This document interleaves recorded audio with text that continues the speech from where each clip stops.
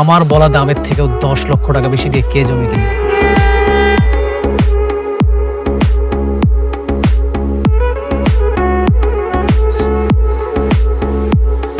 অনেক তুই অবাক হচ্ছিস? তোর পছন্দের একটা জমি কিনে ফেললাম, এটাই তোর চোখ কপাল উঠে গেল?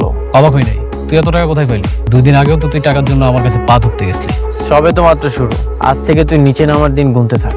তোর আমি এমন অবস্থা করবো তুই আর কখনো সাহস করবি না কারোর সাথে বেইমানি করার। আমার কাছে মনে হচ্ছে যে এখন মনে হয় গেমটা জমে গেল রে। কারণ আগে তো শুধুমাত্র আমি বড় লোক ছিলাম, টাকার জন্য তুই আমার কাছে আসতিস, খেলাটা না জমতো না।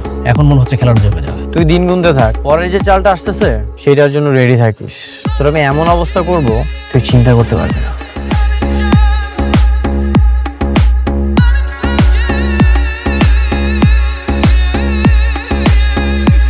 অল্প কদিন আগে ওই সোফায় বসা অবস্থায় ওই ছেলেটা আমার কাছে এসে 4 লক্ষ টাকা চেয়েছে। ভিক্ষুকের মতো করে চেয়েছিল, আমরা কেউ দিইনি। সেই ছেলে এখন তোমার পছন্দের 3 কোটি টাকা দামের জমি কি করে কেনে? সেই খোঁজটাই তো আমিও নিচ্ছি। এত তাড়াতাড়ি বড় লোক হওয়া কোনোভাবেই সম্ভব না। আমার কাছে মনে হচ্ছে এখানে কোনো রহস্য আছে। কিন্তু সেটা কি? সেটাই তো খুঁজে বের করতে হবে। দেখো রাতুল, অনেক কিন্তু খুবই ডেঞ্জারাস একটা ছেলে, 0 থেকে হিরো হওয়া ছেলে। ওকে এত সহজ ভাবাটা ঠিক হচ্ছে না আমাদের। ওই হিরোর সাথে তো আমিও ছিলাম।